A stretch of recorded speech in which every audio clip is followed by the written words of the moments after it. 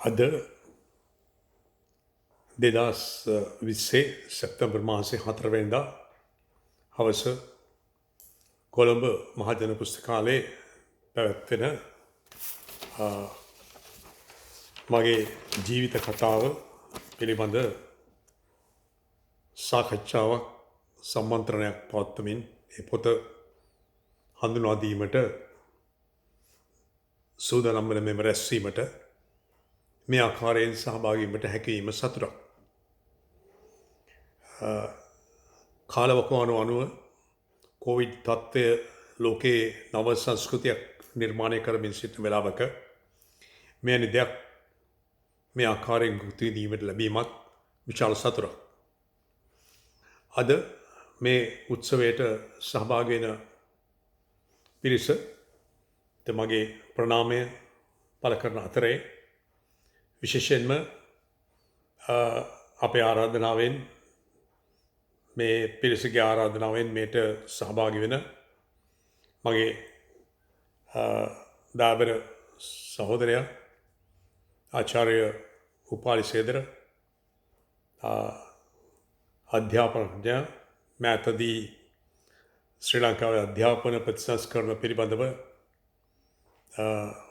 පිහිටුවන ලද අමාත්‍යාංශයේ ලේකම් තනතුරත් අධ්‍යාපන ප්‍රතිසංස්කරණ සංවිධානයේ සභාපති වශයෙන්ොත් සීබා ආයතනයේ ප්‍රධානීය වශයෙන්ොත් එතුමා වැඩ රාශියක් තිබියදී ලොකු අයගේ වැඩේට සහභාගී වීමට පැමිණීම ගැන ස්තුතිය ස්වර්ණත් මාත් මේ වෙලාවේ ප්‍රකාශ කරනවා එතුමාට සුභාසිරි දිගාසිරි ප්‍රාර්ථනා කරමින්.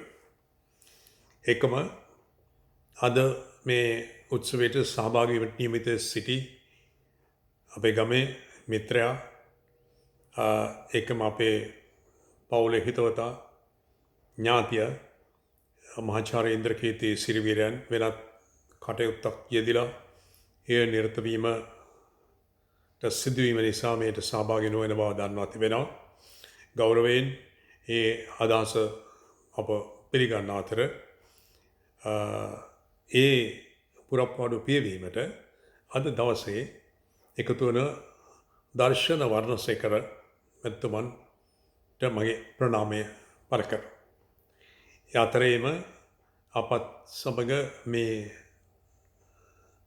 සත්ක්‍රියාවට දායක වන ආයතනයේ අපේ දරුවන් වෙනුවෙන් ටික කාලයක් අපත් සමග සේවය කළ දැන්ට ශ්‍රී ලංකා රක්ෂණ සංස්ථාවේ සේවය කරන ඒ අලව්‍ය අංශයේ ප්‍රධානය වන රුක්මන් වීරරත්න මහත්මයාත් අපි ආදර ගෞරවයෙන් පිළිගන්නවා.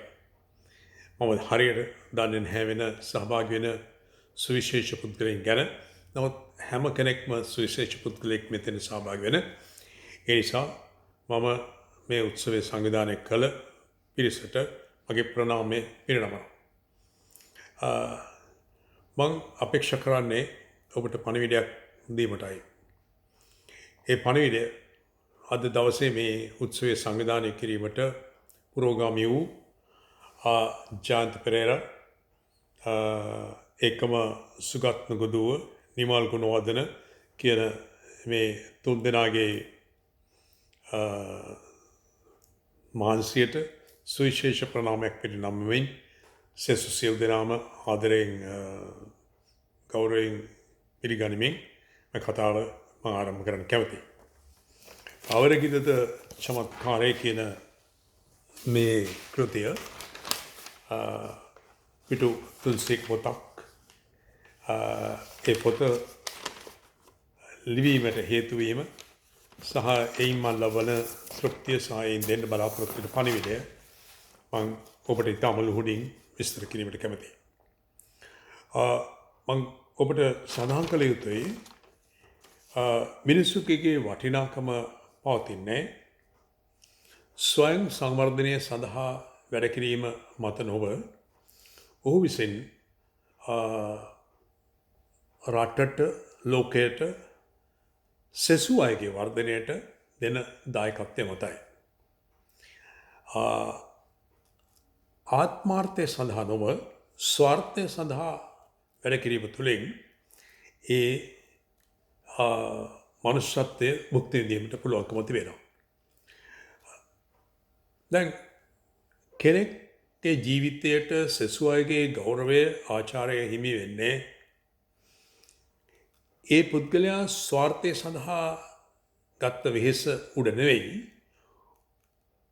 ඔහුගේ ජීවිත කාලයේ වැඩ කටයුතු තුළින් සෙසු අයගේ වර්ධනයට දායකත්වය දක්වා තිබෙන අවංකත්වය අනුවයි. මේට සරල උදාහරණයක් නම් ගෞරවයට පාත්‍ර වෙන දෙමව්පියෝ තමන් පරිත්‍යාග කර සෙසු අය වර්ධනය කර අය. ගෞරවයට පාත්‍ර වෙන ගුරුවරු තමන්ගේ ස්වාර්ථය නොතකා සෙසු අයගේ ජයග්‍රහණය සඳහා කැපවුණු පිරිසයි. තමන් ගැන කල්පනා නොකර සෙසු අයගේ විමුක්තිය වෙනුවෙන් වෙහෙසන භික්ෂුන් වහන්සේලා සාදුකාර දී ගෞරවයට පාත්‍ර වෙනවා. අපිත් එහෙමයි. මේ අනුව බලන විට මගේ ජීවිතය දිහාවට මම තනියම වැඩ කරන්නට පටන් ගැනීමේ ස්වාධීන නිදහස ලබා ගන්නවා. රැකියාවකට යන අවස්ථාවේ සිට මේ දක්වා කර ඇති විවිධ කටයුතු දිහා බැලුවම ඒ ජීවිතයේ ඇති වෙන වෙනස්කම් අනුව ඒ විවිධ රැකිරක්ෂාවන් ඔස්සේ මුළු ජීවිත කාලයම මට ලොකු සතුටක් ඇති වෙන්නේ සෙසු අයගේ ප්‍රයෝජනය සඳහා වැඩ කිරීමට අවස්ථාව ලැබීමයි. මේ වචන වලින් කීමෙන් ප්‍රමාණවත් වෙන්නේ නැහැ. ඒ නිසා මම කියන්න කැමති මම ප්‍රථමයෙන්ම රැකියාවකට ගිය ආරක්ෂණ සංස්ථාවේ 63 ඉඳලා ආරක්ෂණ සංස්ථාවෙත් ඊට පස්සේ තේ පරීක්ෂණ ආයතනයට ගිය කාලෙත් ආරක්ෂණ සංස්ථාවේ වැඩ කරපු කාල සීමාවේ මා තෘප්තියක් ලැබුවේ ගණන් හදලා ගණන් පොත් ලියලා නෙවෙයි රැකියාව තුළ. නමුත් ඒ කාල සීමාවේ සම්පූර්ණයෙන්ම මගේ ජීවිතය මම කැප කරේ වෘත්තීය සමිති ව්‍යාපාරයට. ඒ තුලින් මගේ විශාලම සේවාව ආයතනයේ දියුණුවටත් ඒ ආයතනයේ සේවකයන්ගේ යහපත් ජීවන තත්ත්වයක් වෙනුවෙන් තමයි මම කැප වෙලා ඒ රක්ෂණ සංස්ථාවේ හිටිය මුළු කාල සීමාවෙම වැඩ කරුවේ. ඊට පස්සේ මම යනවා මගේ විවාහ ජීවිතයට අවතීර්ණ වෙලා 69 ඉඳලා මම 74 වෙනකම් වැඩ කරන්නේ තේ පරීක්ෂණ ආයතනයේ. ඒ වකවානුව අමරණීය කාලයක් ජීවිතේ. නුවරඑළිය කේන්ද්‍ර කරගෙනයි මම ජීවත් වෙන්නේ. ස්වර්ණත් පළවෙනි රැකියාව ලබා ගත්තේ ඒ පළාතේ සිටියදී. ඒ ගත කරපු 69 77 අවුරුදු කාල සීමාව මුළු මලින්ම සමාජ සේවයට වෙන් කරපු කාලයක් රැකියාවට අමතරව.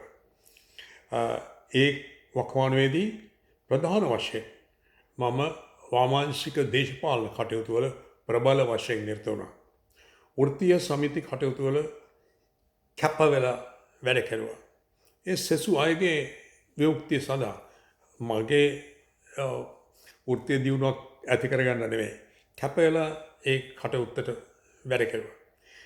දේශපාලනයත් ඒ කටයුතුත් අතරේ ඒ පළාතේ සිටියදීම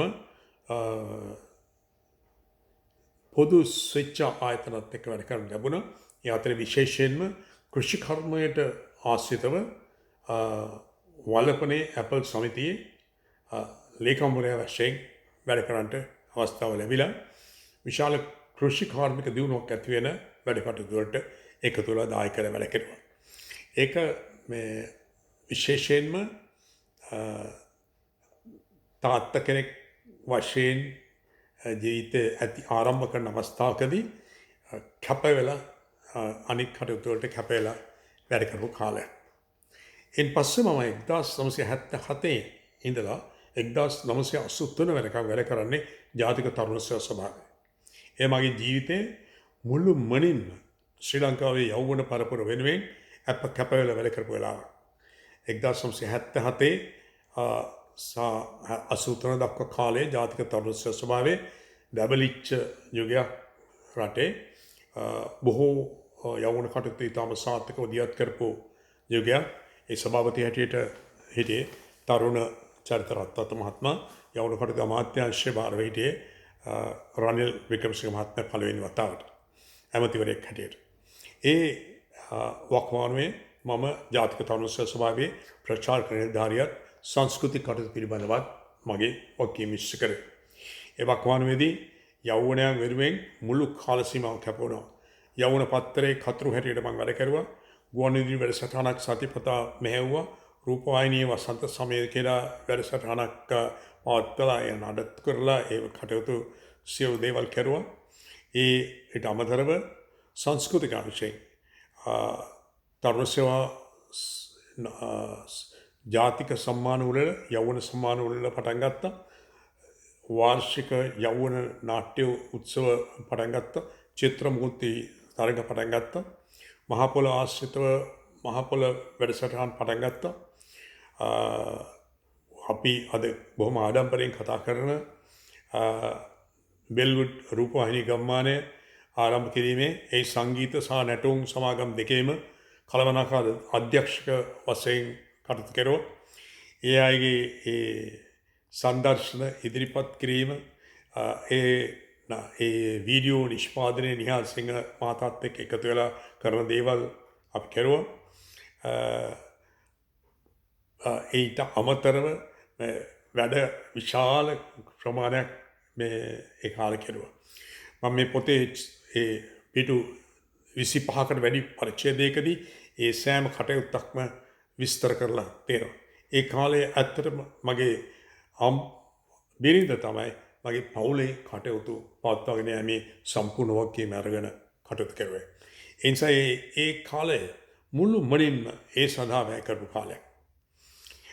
ඊළඟට මම ඉලෙක්ට්‍රෝප්ලාස්ටික් සමාගමේ අලෙවි කළමනාකරු හැටියට යනවා. සමූහ අලෙවි කළමනාකරු හැටියට මම කෙටි කාලයක්. නමුත් මම අලුත් විෂයකට අවතීර්ණ එන් පස්සේ මම අවුරුදු 2ක් පුවත්පත් කලාව වැඩ කරනවා. පූර්ණ කාලීන කතුවරෙක් හැටියට. කතුවරෙක් හැටියට පුවත්පත් කලාවත් එක්ක වැඩ කරනවා කියලා කියන්නේ පොදු ජනතාවට ඒ සේවාව ඉෂ්ට කරනවා. ඒ සේවාව නිරන්තරවම සසු අයගේ විමුක්තිය ගැන කල්පනා කරනවා. මේ වෙලාවේ තමයි මම 20 අවුරුද්දක් මගේ ජීවිත කාලයෙන් වැඩිම කාලයක් සේවය කළ ඊගල් රක්ෂණ සමාගමේ සේවයට පැමිණෙන්නේ. සාමාන්‍ය රක්ෂණ අලෙවිකරුවෙක් හැටියට බැඳේ. ඒ බැඳිලා මම ඒ විෂය බොහොම ආදරෙන් බලඳගෙන නව දෘෂ්ටි කෝණයකින් ඒ අලෙවි කටයුතු කරනවා. මට පුහුණුවේදී ලැබිච්ච එක ආදර්ශ පාඩයක් තමයි මගේ ඔළුවේ වැඩ කරේ. රංජිත් තිරසිංහ මගේ ගුරුවරයා හැටියට ඒ කාලේ තුමා කියපු උගන්වන කියපු වගන්තියක් තමයි එංගලන්තයේ යුද්ධ සමයේ ඒ යුද්ධය ජයග්‍රහණය කරපු අගමැතිතුමා කියන වචනයක් මට අවස්ථාව ලැබෙනවා නම් සෑම ගෙදරකම මේ රක්ෂිත ජීවිත රක්ෂණයක් දුන්න ගයක් කියලා ලියන්න මම ඒක අභිමාණයෙන් කරනවායි කියලා අගමැතිතුමා කියනවා. ඒ වැකිය මගේ හිතේ ධාරණය කරගෙන මම හිතුවා ජීවිත රක්ෂණ අලෙවියට පිවිසෙන්නේ මගේ ආර්ථික විමුක්තිය සඳහා පමණක් නොවේ. මම යන්නේ අසරණ දරු පවුල් ආරක්ෂා කිරීමට මට ලැබුණු දිව්‍යමය අවස්ථාවක් හැටියට කල්පනා කරමි. ඒ මාර්ගයේ ඔස්සේ ගිහිල්ලා මම වාර්තාගත රක්ෂණ ප්‍රමාණයක් කරමින් රටේ හොඳම අලෙවිකරු හැටියට සමාගමේ සම්මාන ලබා ගත්තා. ඉන් වසර කිහිපයකට පස්සේ මට අවස්ථාවක් ලැබෙනවා මේ සමාගමෙම කණ්ඩායමක් ගොඩනගන්න. ඒ තමයි මේ ගොඩනගන්න ලැබුණු කණ්ඩායම. 200කට වැඩි පිරිසක් මාත් එක්ක ඒ කටයුතු වලට දායක කරලා වැඩ කෙරුවා. ඒ අයට මම කියන්නේ මගේ හිතේ ගෞරවය රක්ෂණයට තිබෙන්නේ යම් ආකාරයකට ඒ ගෞරවය ආරක්ෂා වෙන විදිහට වැඩ කරන්න කියලා. තමන්ගේ සුඛ විහරණය සඳහා නොව පෞල් ආරක්ෂා කිරීමට තමන් දේවතාවෙක් වගේ ගිහිල්ලා ජීවිත රක්ෂණය කරන්න කියන එක. ඒ හැඟීම මේ අය අරගෙන ඒ කටයුතු කෙරුවා. 200කට වැඩි පිරිසක් රක්ෂණයට මා සමග අවතීන් වෙලා වැඩ කෙරුවා. ඒ අභිමානයේ හැටියට මට පළවෙනි අවස්ථාව ලැබුණා. ජීවිත රක්ෂණ සමාගමක් හැටියට ලංකාවේ පළවෙනි ඒජන්සි කාර්යාලය ආරම්භ කරන්න. මම හිතන්නේ ඒක විශාල සම්මානයක්. එතකොට මේ එකතු වෙලා ඉන්න මේ පිරිස අද මාසිකට ලක්ෂ 3 4 5 ආදායම් ලබන අය. සෑම කෙනෙක්ම ලක්ෂ එකට වැඩි ආදායම් ලබන අය. ඉතින් අභිමානයේ පියෙක් හැටියට මට තේරෙනවා. මම ඒගොල්ලන්ට කවදාවත් නරක දෙයක් කරන්න උගන්වලා නැහැ. ඒගොල්ලන්ට මත්පැන් පානය කරන්න මම කවදාවත් ඉඩ දීලා නැහැ. ඒගොල්ලන්ට දුම් පානය කරන්න මම දිරිමත් කරලා නැහැ. ඒගොල්ලන් දුසිරිතට පෙළනව පොළඹවන කිසිම දෙයක් එයාත් එක්ක කරලා නැහැ. මේ යහ ක්‍රියාව කරන අතරතුරේ මම තව සමාජ කටයුතු කීපයක් කෙරුවා.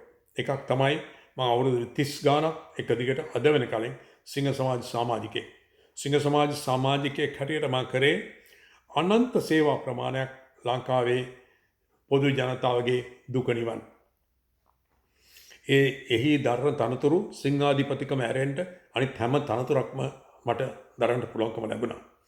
ඒ කාල සීමාවේදී කැපවීමේ මේ රට පුරාම චාරිකා කරමින් ඒ සේවා ව්‍යාපෘති දියත් කිරීමට මට දායක වෙන්න පුළුවන් වුණා.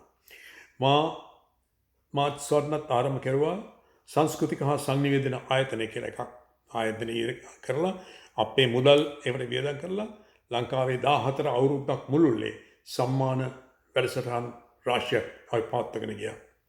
ඒ අතරතුරේ අපි සත්‍යසායි මධ්‍යස්ථානයේ හරහා ලංකාවේ විශේෂ සේවා කටයුතු ප්‍රමාණයක් අපි කරුවා. ඒ ආයතනයේම මුළු ලංකාවේම සේවා සම්බන්ධීකරණ හැටියට මම කටයුතු කරුවා. ඒ තුලින් විශාල සමාජ සේවයක් අපි කරුවා. මම මේ ටික ඔබට විස්තර කරලා කියන්නේ. ඊට අමතරව මගේ මුළු ජීවිත කාලය තුලම නොවෙනස් මම අරගෙන ගියේ දේ තමයි රැකියාවල් මාරු වුණත් මම අඛණ්ඩව අරගෙන ගියේ එකම දේ ලේඛන කලාව. ඒ නිසා තමයි මේ මගේ 70 වෙනි පොත අවුරුදු 19 දී පළවෙනි පොත ලියලා අවුරුදු 77 දී 70 වෙනි පොත ලියන්න මට පුළුවන් වුණේ ඒ නිසායි. ඒ නිසා මම වඩාත්ම කැමති මා ලේඛකයෙක් හැටියට හඳුන්වා දෙනවා නම්. ඒතර මට ඔබට කියන්නට අවශ්‍ය මේ අවරගිරිද චමත්කාරය කියන පොත ලිවීමේ අභිමානය මම ලබා ගන්නේ මගේ දියුණුව සඳහා හම්බ කරපු දේ නිසා නොවේ. නමුත් මා පියෙක් හැටියට මා දරුවන් දෙදෙනා වෙනුවෙන් කරන්න පුළුවන් උප්පරීම යුතුයකම ඉෂ්ට කරලා එයින් ලබන්න පුළුවන් උප්පරීම තෘප්තිය අද ලබනවා. මගේ දායබර බිරිඳ වෙනුවෙන් මට ඉටු කරන්න පුළුවන් තේන යුතුයකම් සියල්ලක්ම ඉෂ්ට කරලා මම ඒ තෘප්තිය අද භුක්ති විඳිනවා. ඒ විතරක් නෙවෙයි අවසාන වසර 7 අපිට ඉතාම දුෂ්කර කාල පරිච්ඡේදයක්. ඒ දුෂ්කර කාල පරිච්ඡේදයේදී ධර්මාවබෝධය නිසා ස්වභාවධර්මයේ தත්ත්වය අවබෝධ කරගෙන නිසා ජීවිතේ හැටි මෙහෙමයි කියන එක බුද්ධ ධර්මයේ නිසා අවබෝධ කරගෙන සිටින නිසා මේ අවුරුදු 7 සන්නත්මත් ඔස්ට්‍රේලියාවට වෙලා මේ දුෂ්කර අවස්ථාවේ ඊටාම සතුටින් කාලය ගත කරනවා. ඒ ජීවිතේ හැටි දැනගෙන. ඒ අවස්ථාවේ තමයි මගේ ජීවිතේ වැඩිම පොත් සංඛ්‍යාවක් මම ලියලා තියෙන්නේ. මීට ගිය අවුරුද්දේ පිටවෙච්ච එක පොතක් මේ ආකාරයෙන්ම මේ දරුවෝ දොරට වැඩිය. හොඳයි. එතකොට මේ පණිවිඩය මම ඔබට දෙන්න බලන්න. අපි දැන් ඉන්නේ අවරගිර බහිනහිර. මම හැමතිස්සම කියනවා අද කරන්න පුළුවන් හැම දෙයක්ම කරනවා හෙටට මුකුත් ඉතුරු නොකර. හෙට ආවොත් සතුටින් බාර ගන්නවා. එහෙම තමයි දැන් ජීවිතේ ගත කරන්නේ. ඒ නිසා මේ පොත ලිවීමට සුදුසු කාලය කියලා මම හිතනවා. අද මා මේ ලබන උපහාරය මේ ලෝකේ අසාමාන්‍ය දෙයක් ලේඛකයා නැතුව මේ පොත දොරට වඩන එක. මේ ඔබලා කරන්නේ දෙවෙනි වතාවට මේක. ඊට පෙර ජයකෙහෙලි ඊගල් රක්ෂණ සමාගමේ ගත කළ කාලය ගැන පමණක් ලියන ලද පොත ඔබලා මා නැතුව දොරට වැඩලා ඒ ජයග්‍රහණය භුක්ති විඳා. මේ සතුට මම ලංකාවට මේ පොත දොරට වැඩියාට වඩා තෘප්තිමත්ව මම මේ අවස්ථාවේ භුක්ති විඳිනවා. මේ ඔබලා මට දක්වන්නේ මා ඔබලාට කරන ලද යහපත් දෙයට දෙන ප්‍රතිචාරයක්. එය මං අද ඔටුනු පලන් දවසක් හැටියට රජෙක් වගේ භුක්ති විඳිනවා. ඔබ සැමට මේ කළ ක්‍රියාව වෙනුවෙන් මගේ ප්‍රණාමය පළ කර සිටිනවා. ඔබත් කළ යුත්තේ රටට යමක් දෙන්න අනිවාර්යයෙන්ම ඔබට ඒ කුසලක්ෂය නැවත පෙරලා ලැබෙනවාමයි. ස්තුතියි.